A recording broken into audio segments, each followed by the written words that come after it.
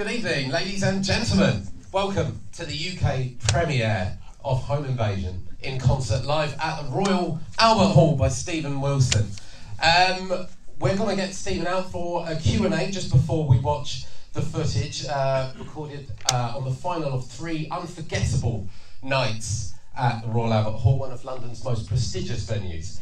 Obviously, it's coming out next week on DVD, Blu-ray and CD via Eagle Rock, so please do keep your eyes peeled for that. But without further ado, please put your hands together for Stephen Wilson.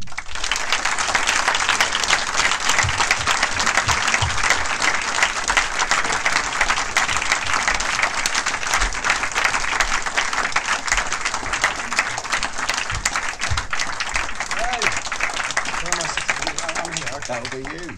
Hello. Good evening, folks. Thank you for coming. I gather there's people here from as far afield. Wow, you're nuts. That's enough. I appreciate it. And Insurgentes. Insurgentes, yes. Filmed in Mexico. There you go. Amazing. How are you doing today? Very good, thank you. Yes. Yeah. Good stuff, good stuff. So, obviously you've played the Royal Albert Hall a good few times in your career, and I've been lucky enough to see you for many of those performances, including all 3 at the Royal Albert Hall earlier this March. You know, for those of us that will never get to play such a venue, please tell me, what goes through your mind when you walk out on that stage? Honestly, I love it. I mean, it's you know, I do get nervous before I go on stage normally, but there's something about the Albert Hall that's very relaxing. You'd think the opposite, because it's so historic. It's got such an incredible reputation. It's got such an incredible kind of history to it. You'd think you'd be really nervous. You'd think you're in the same dressing room that, you know, I don't know, the Who and the Stones have shared, and that sense of history can be obviously quite a kind of oppressive in a way. But I don't feel that. I just feel. I think it's partly because it's my hometown. Obviously, it's special. It's got hometown significance to me. I've seen many people perform there over the years. I've hardly ever seen a bad show at the Albert Hall. It feels, it's got a very strange quality, the Albert Hall, and I can only characterise it this way. It's a big venue, but it feels intimate. And part of that is that the audience kind of go up. So normally, if you're playing to 4,000 people, normally the 4,000, the person who bought the 4,000th ticket is like half a mile in the distance. In the Albert Hall, they're not. They're kind of, everyone is around you. So it feels very intimate. It feels very natural to me to speak, to communicate to the audience at the Albert Hall. And I like to think that does come across in the film we're about to see. Definitely. And you mentioned obviously that you'd seen a fair few performances there over the years. I'd love to know which ones are the most memorable. The first time I ever went to the Albert Hall to see a band was a band, I don't know if people here remember, the band called 10,000 Maniacs. And that would have been around 1989. A wry laugh there from somebody who's obviously as old as I am. Older, yeah. You remember that band? Yeah, it was Natalie Merchant's band at the time, and I went to see them in, I think, 1989. They had an album called In My Tribe, which I loved, and I don't remember anything about the show, but I just remember being completely blown away by the whole experience of being in the Albert Hall, the feeling of being there. The other really, my friend's band Opeth also did a live recording. Also did a live recording at the Albert Hall. Mine's obviously much better. No, it really is. It really is. But they did a great show there. I've seen David play there many times. Gilmour play there many times over the years. It's funny. Albert Hall is one of those venues. Like David Gilmour and Eric Clapton, if they wanted to, they could go and play the big arenas. But they choose not to. Instead, they do 10 nights at the Albert Hall. And that's, you know, again, that's kind of testament to how much they love playing that room. And I think I've kind of got into that same groove myself. I would love to be able to keep, rather than sort of going up and doing the, you know, Wembley Arena or the Brixton Academies, I'd much rather add more nights to the Albert Hall, because it's just much more fun, I think, for the audience and for the band. I really enjoyed the intro tape. There's just something very hard-hitting and direct about it. Obviously, it fits in with the theme from To the Bone, that, you know, that opening quote that starts the album. you know, it almost felt like almost like a scientific experiment. That first time I saw it, you know, it's a very strange way to start a musical performance. But yeah, it had this kind of almost Derren Brown-esque kind of science experiment side to it, and I really liked that. It's a really simple idea. It's just this. I mean, it kind of encapsulates the whole idea of the album. The whole idea of the album was, of course, as you probably know, this idea: does the concept of truth really exist? Isn't truth always actually perception? Because truth is something that's always filtered through your own agenda, your religion, your upbringing, your gender, your politics, your history. So what we call truth, in a way, is this kind of utopian ideal that doesn't really exist. And the easiest way to kind of demonstrate that is to keep showing the same images, but every time change the caption. So you see a picture of a father and a child, and the first time you see it, it says father, and the next time you see it, it says threat, and the next time you see it, it says hate. And so that same image with a different word superimposed on it kind of makes you think about what you're seeing, and it makes you kind of perceive, and it's that word again, makes you perceive the image in a different way. And to me, that was the simplest way of kind of getting that concept and that idea across. And of course it's kind of unsettling, but people are not used to it, they're not unused to being unsettled when they come and see me, you know. Yeah, definitely. I remember thinking to myself at the time, it was kind of very playful but very sinister, with that kind of droning bass note increasing in volume, you know, as you guys approach the stage, you know. In fact, just on a note on the film, we've had to cut out a lot of the images on the film because I didn't get the permission to use them. I just took stuff off the internet, you know. So, for example, there's a picture of the Ku Klux Klan as part of the show, and you see, you know, hate, and then you see the word father, and then religion, and you won't see that in the movie because we couldn't find who owned that image. So just a caveat there, just a disclaimer there. In a weird way, though, it kind of borders the extreme, and I think there are a fair few moments in your set that do that, and I just love the juxtaposition there. You know, you've become quite recently a #1 selling artist.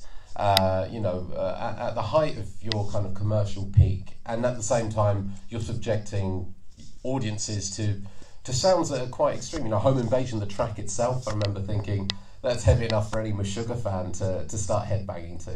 And there are plenty of other moments across the set. You know, Song of I found completely heavy and unsettling too. And I like that idea, the fact that someone is able to top the charts but still leave us scratching our heads, or, you know, even more kind of ferociously kind of wonder what the hell's going on, almost with that level of fear. And that's one thing that I love about your music. It still attacks. It's still very heavy when it wants to be. It's dark, yeah. I mean, obviously, I'm not the first artist to do that. You know, in that sense, I'm following the tradition of bands like Radiohead, and before them, you know, bands like Pink Floyd. So bands that kind of tap into this, you know, this word alienation. You know, the way we kind of engage with the world that we live in, and kind of talk about these very, you know, it's one thing I've said on stage many, many times, it's almost become a cliche for me to say it, but I'm going to say it again, is I've always found that music which dwells on the darker aspects of life can be very uplifting and very positive, because it makes us understand that this is a universal. Depression, melancholia, loneliness, nostalgia for childhood, all of these things that kind of, in a way, are the negative sides of our psyche, are universals. And if you see a painting, or you see a movie, or you hear an album, or you read a book that talks about those things, it makes you understand you're not alone. And that's a good thing, that's a good feeling. I'm not alone in feeling this. You know, and I think so. That's the only real kind of explanation I can come up with for why the music, although it's essentially pretty dark, you know, the new record had a bit of joy to it, but generally speaking, if you look at my catalogue, it's mostly pretty dark subject matter. I mean, you know, songs about losing children, and, you know, I mean, when I introduce Routine on stage, I say, you know, I'm known for having written some of the most depressing songs ever, and this is definitely in the top 2, you know, of my most depressing. And it's you know, you think about it, it's a really depressing song, but when I play it live, we get to the end of the song, there are people weeping, and it's that kind of mixture of having been incredibly moved but at the same time told an incredibly depressing story. And I've always been like that since I was a kid. You know, I didn't have an unhappy childhood. I had a very happy childhood, and maybe there's something in that. Because I had this very idyllic childhood, I was drawn to the things that were kind of on the periphery. You know, I wasn't interested in mainstream pop culture. I was interested in the fucked up stuff that was, you know, out there on the periphery. And I found that stuff, and that spoke to me. And that's kind of how I followed my career. So it doesn't. So this is a very long answer, a very long way of answering your question, saying it doesn't necessarily surprise me that me talking about very dark stuff and having very heavy music has, you know, reached, I wouldn't say a massive audience, but a significant audience. Definitely.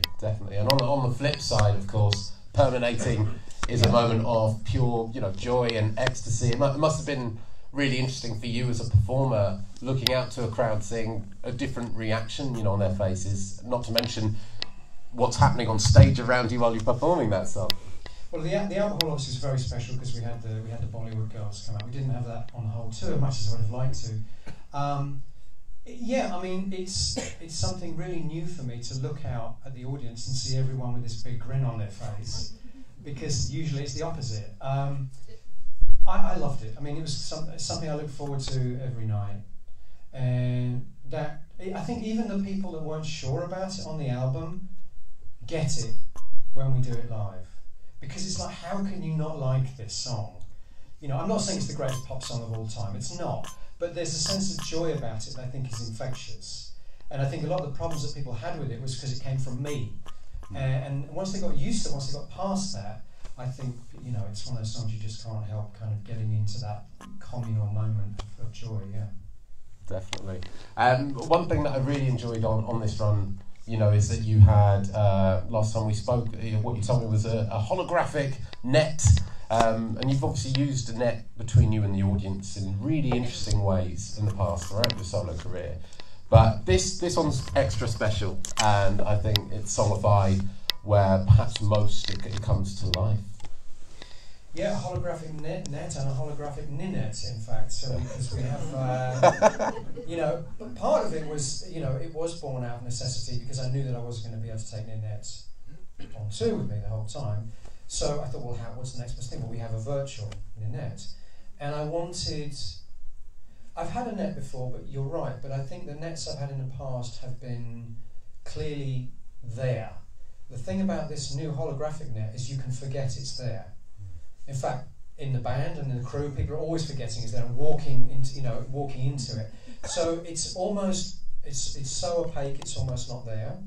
And that's beautiful because that means that you can project things on it which almost look like they are. And that was the idea, really, to almost have like the dancer on Song of I. She starts off life-size, she looks like she's standing next to me, and gradually as the song progresses she grows and grows and grows. And she's a tiny little dancer, so she's naive, she's a tiny little girl. Then she grows and grows until she's taking up the whole stage. And it's a song about obsession, so it's a kind of perfect way of kind of demonstrating that. But that being on the other side of that, you're not necessarily aware of how good it looks. So it was actually when I saw the film, I thought, wow, that really looks fucking good. Yeah. And it looks amazing on the Albert Hall thing. And of course in the Albert Hall itself it looks spectacular too. Definitely. And obviously on the visual front, there's some amazing stuff from Jess Cope, who's here tonight as well. Yeah. You know, I think all of the collaborations so far that you've done with Jess have been really magical, and they capture that very I don't know, imaginative and playful side of your music, and you know, the songs that you had her visuals for in the DVD really do come to life. They really do tell the story of the song, which I guess is the point, Bill.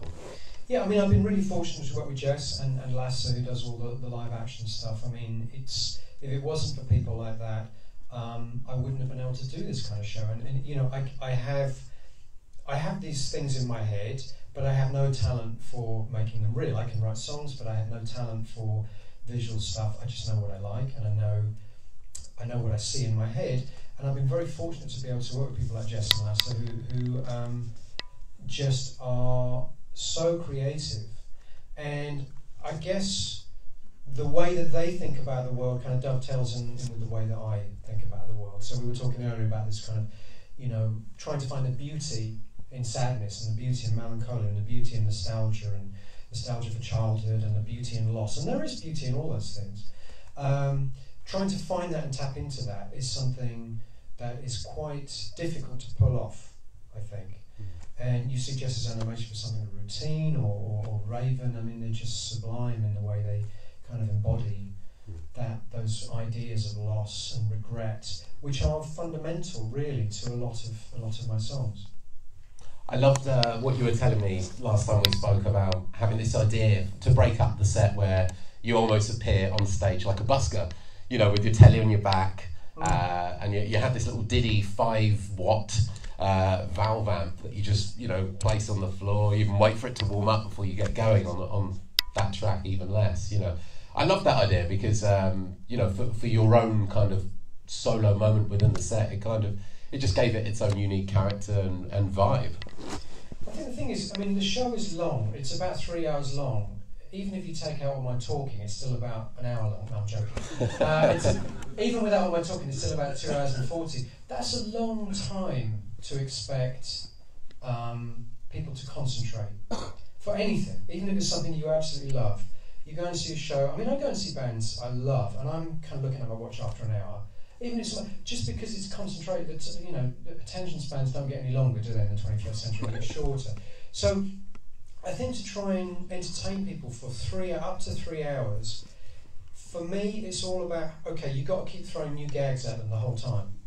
So whether that's films or visuals, or at that point in the show where I come out for the first encore, we just had this spectacular kind of closing to the show, and I just come out with a single spotlight and a little amp and a Telecaster, and I do one of my older songs. And again, it's another gag. It's like, okay, we thought we'd seen the show, that's something different again, you know. So for me, it's always about trying to think of ways to keep the audience engaged, keep their attention span, keep kind of moving the goalposts in a way, keep changing it up, make it a real journey. So you have moments of intimacy as well as the big spectacle moments as well. Definitely. I remember you telling me that tiny little 5-watt valve amp actually got used on the album quite a lot, so looks can be deceiving when it comes to great sounding amp, yeah. Guitar gear, for sure. I think, you know, right now, your band has never sounded better, you know, from Nick, who's here, to Nanette. You guys just have this musical telepathy that I rarely see, and, you know, I'm lucky enough to go to a lot of gigs. I feel like it's a truly astonishing kind of partnership. You know, when you bring out Nanette, for example, and you have those duets, those are really magical moments. And I think, you know, the fact that it's very much a team effort when you guys play. It is a team effort. I mean, it's one of the ironies of my solo career in a way is that the band I have now feels much more like a band than the band I used to be in.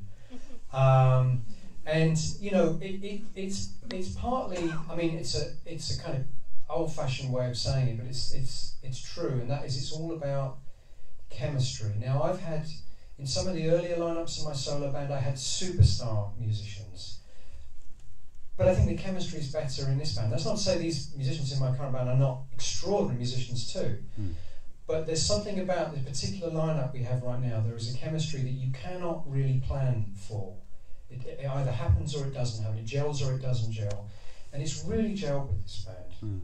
And I think the show is more fun than it's ever been. And again, that's not a word that you would normally expect to hear about one of my shows. It's fun. But it really is. I think it's fun. And you can see that we are having a lot of fun on stage. Yes, we're playing very, you know, dark songs like Routine, Raven, and these are very, you know, subject matter is very kind of depressing, but we're having fun playing that music, and that kind of is infectious, I think, you know, with the audience as well. And I think this band has it more than any other I've ever had, and I've been very fortunate. You know, we've been together. Well, Alex is a pretty new member, but it's come together very quickly with Alex, and it feels as good as it ever has now. Yeah.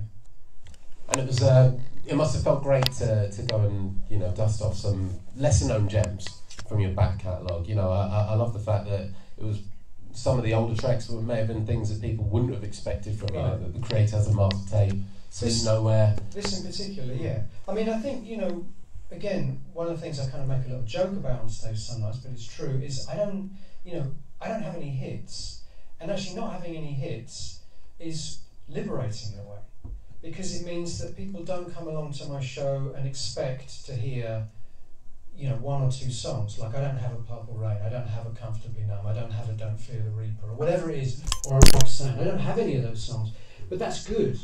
I mean, okay, I would have loved to have had a song, but I don't. But in a way, that's liberating, because it means I can pretty much be completely selfish when I put the show together and what I want to play.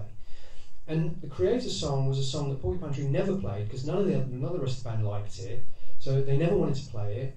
And I always thought it was really good. And it's not one of the most popular songs on that record. It's probably one that people would least expect to hear. But I think my fans, a lot of my fans, are the kind of fans who have the whole back catalogue. So they know every corner of every album. So they love it when you pull out, something that's relatively obscure and not obvious. And my band, I knew that the current band I had would tear that song up, and they did. I mean, Craig, for example, the drummer, loves playing drum and bass stuff, and it's got that, taps into that kind of vibe. So I knew he'd eat that one up, and he did. And so being able to pick out the more obscure corners of my back catalogue and not have to worry about playing hits because I don't have any. It was going to happen. It was going to happen. Trains was not a hit. I'm sorry. I don't know what alternate reality you live in. It's quite a popular song. It's become a popular song over the years, but honestly, it was not a hit. So I'm aware there are some songs in my catalogue that are more popular than others, obviously, but I like to think that there isn't a single song that people feel I'm obliged to play at every show. That's not the sense I get anyway. Whereas if you're Pink Floyd and you don't play Shine On You Crazy Diamond, then I think people might be disappointed. I don't know. So that's the way I look at it anyway. It was great to see the sound of Muzak in the set list, of course. I'd love to know how much is what you're conveying in the lyrics of that song. How much has your attitude to what you wrote changed over the years, or is it even stronger? All these years later. You mean in terms of the lyrical subject matter of the song? Yeah, in terms of what you're getting at, in terms of the lyrics on that one. I mean, it was quite ahead of its time, that song, wasn't it? Yeah, I mean, times have changed. They've got worse in a sense. I mean, Sound of Music was written in 2001, I think, and it was about, the way that people were kind of connecting with music was kind of changing from when I was a kid, and it was all about listening to albums and immersing yourself in a kind of musical journey, and that was really disappearing around that time. And let's face it, things have not got any better, have they? It's we live in a world where it's all about playlists, and that's obviously not the kind of album. That's not the way I think about music. I think about the album as a musical continuum, as a musical journey, not about, people are going to take this song out of the album and stick it in their own playlist. But that's what people do. Realistically, I have to accept that's going to happen too. There's more music. There's more music in the world now than at any other time in history, and that's wonderful. But it's also, a lot of it is just not being listened to with any degree of engagement or depth and detail. And when you make the kind of records that I do, that's difficult. That's difficult because I think when I was a kid, the albums that I connected with the most were the ones that I didn't even necessarily like the first time I heard them. But there's something that made me curious enough about them to go and listen 2, 3, 4, 5 times. First time I heard Trout Mask Replica by Captain Beefheart, it was absolutely horrible.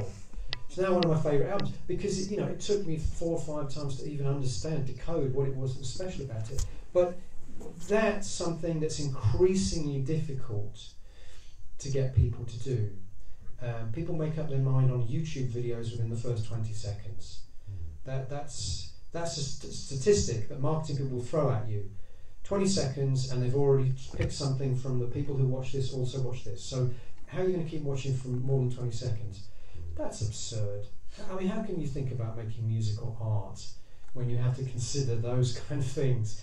So it's, in a sense, in my own way, I just kind of ignore all that and just do my thing. And I think I've been lucky enough, there's enough people out there that still are looking for something deeper, that still care about that experience. As you said, I can still have a top 5 album on the basis of that very loyal fan base, which is amazing. But I do think increasingly music has become muzak, has become noise, has become something that is just like something that people obviously people expect. They don't expect to pay for it anymore. There's a much larger discussion there, obviously, but Sound of Music in some way was quite prescient. And as for other concert movies that have inspired you over the years, I mean, I'd love to know, what do you look for as a music fan when you're watching live footage of a band in action? I want it to sound real, and I get very frustrated seeing a lot of live concert films where the vocals have been auto-tuned and melodined to the point where it sounds like Stephen Hawking was on vocals. And that really annoys me. I mean, I like to think that I'm not going to say this hasn't had a few fixes, does it? It has, Nick particularly, bass player. No, he's too busy flouncing about, not concentrating on his parts. And I had to fix a lot of stuff. No, I didn't. There's a few fixes, but I think it sounds real. That's something that really annoys me about some. The one thing I would say about the film, and this I think the Eagle Rock guys have done a really fantastic job on it, is it feels cinematic. And a lot of live concert films I see just look quite bland. It's just like the guys trot on stage and it's just like a couple of shots, they cut to the guy's keyboard player's hand for a bit and it's nice. Another long shot. Oh, and then we cut to the guitar player. There's a lot of cinematic techniques in Home Invasion. There's split screen, there's blurring, there's various overlaying, almost more like the way you would edit a pop video in a way. Now I really like that, because to me that's the way I think about the show itself. It's supposed to be a very cinematic experience. So that's what I look for. My favourite concert DVDs are not concert DVDs. Sigur Ros's live film, which they shot in various locations in Iceland, side of a mountain, schoolroom, and Live at Pompeii for me is still the archetype. Partly because it wasn't shot in a traditional concert setting. Yeah. And I think that's why I like it. Yeah, the environment playing some sort of factor. Absolutely, and obviously you can say that about the Albert Hall as well. In fact, one of my favourite bits of the Albert Hall DVD, which is not in the film itself, is the songs we filmed in the afternoon at the sound check in the empty venue, because the empty venue becomes a star itself. I mean, it's such an extraordinary space. So the extras on the Blu-ray and DVD are definitely worth checking out too. Yeah. Amazing. As for what's next, I know the tour diary is looking just a little bit hectic. You're going to go over to Australia and New Zealand, coming back to Canada, America, and then just after Christmas you're going to be going back out in Europe again. So it's going to be quite an intense journey, I think, till then. But I'd love to know, what other plans do you have for 2019? Make a new record, and I've already started writing, and I'm going to take my time because it's going to be quite different again, very different in fact. But that's it. I'm going to come off tour, take a holiday, at least a day, maybe 2. I'm really feeling I want to pamper myself, and then go into the studio and start writing and recording, which I've already started, as I say. But I think probably realistically it won't be next year. It'll be early the following year. For the first time in your career, you're going to be coming back from a #1 album. Does that change anything at all? I mean, you seem like you have a very, very straight and protected kind of creative process. You definitely don't like other things kind of meddling within that. But is there any kind of extra pressure perhaps, or is there anything you might want to be careful of even, next time around? I'm too old to be worried about this. I think if I was 25 years old and I just had a #1 album, I'd be really stressing about, I'm going to follow up. I feel like the opposite. I feel like, okay, well, the worst thing I can do is be worried about trying to repeat that. And actually, if you look at my career, one of the things that's kind of consistent through my career is this, I hope, is this constant sense of evolving and confronting the expectations of my fans and my audience.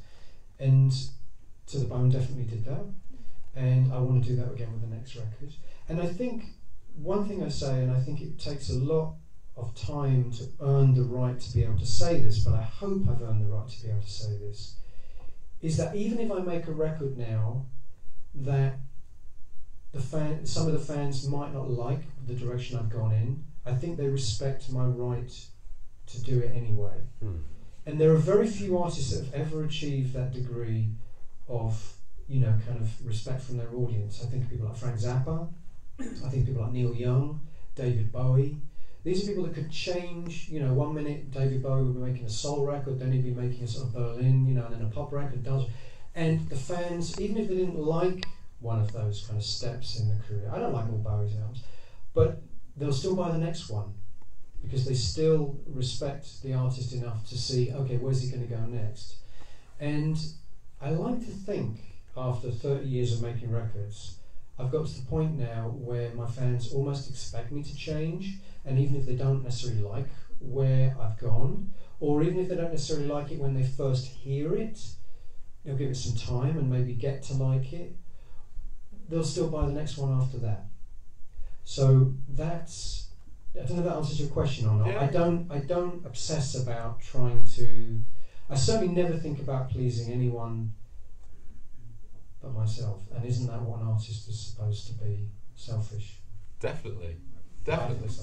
I like the attitude of not being chained to any sort of musical boundaries or tags or genres or anything like that. Well, I've never felt that. Despite what everyone tries to tell me, the kind of music I play, I've never felt that I was in a genre. Obviously, I recognise that I have, touched on genres over the years, and some albums are closer to a particular genre than others. But as an overall thing, I look at the albums I've made over the years: ambient records, metal records, progressive records, singer-songwriter records, and I think, well, how does anybody stick me in a category? They still do, but that tends to be because 2 or 3 albums have been more successful than the others, and those ones are. But that's not something I've ever felt, imprisoned by the idea of being a generic artist. In fact, quite the opposite.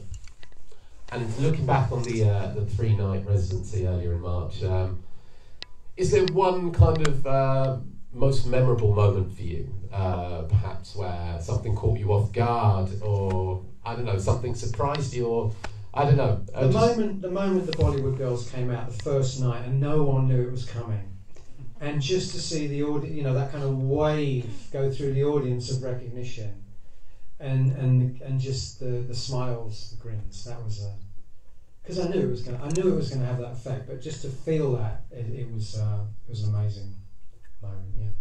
Good stuff. We may have time for 1 or 2 more questions. Just one more question.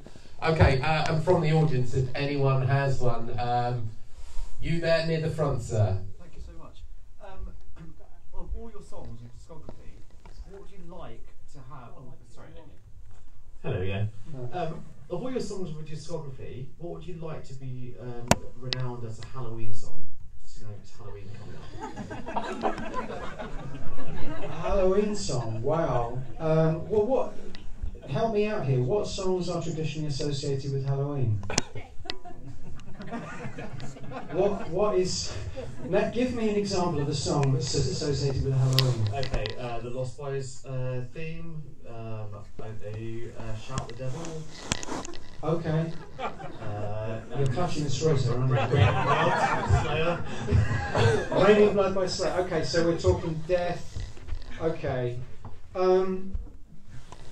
don't know. I think the Raven is more of a ghost story, so maybe that's more of a Christmassy vibe, too.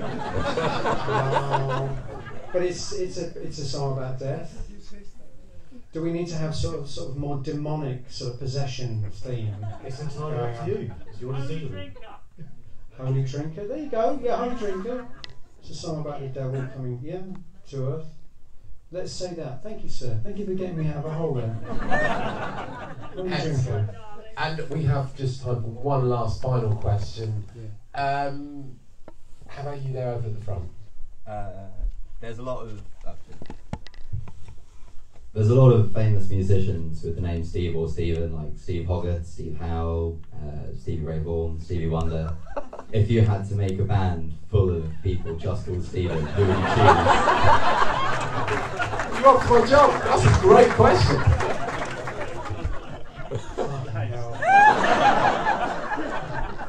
Oh, Jesus. Whose idea was this? Oh, my God. Well, help me out here. Name me some other Steves. Steve Gadd, good drummer. There you go. Stevie Nicks. There you go. Stephen Hawking on vocals. There you go. Then we wouldn't need to do anything when we mix the DVD. Yes, Steve Hawking. Famous Steves. Stephen Tyler. Steve Harley. There you go. Basically, I have a name that's common as muck.